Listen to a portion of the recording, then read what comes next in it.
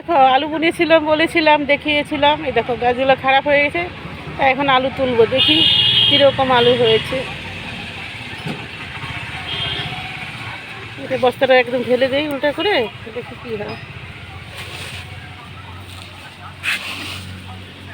এটা ধুলায়, আলু কোথায়?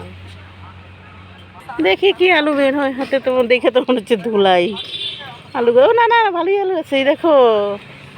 প্রথমে মনে হচ্ছে ধুলা, অবশ্য নিচের দিকে আলু যায় নাই। হ্যাঁ, এই দেখো আলুটা একদম পচা পচা হয়ে গেছিলো, ইঁদুর খেয়েছিল, সেই আলুটা গাড়া হয়েছিল। এরকম ছিল বড় আলুটা, হ্যাঁ অনেকটাই হয়েছে। বস্তাটা এখানে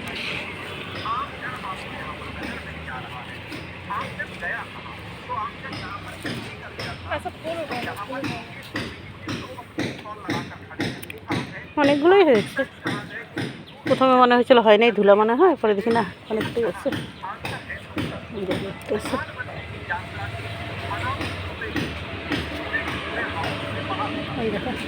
একদিন চচ্চড়ি তো হয়ে যাবে না।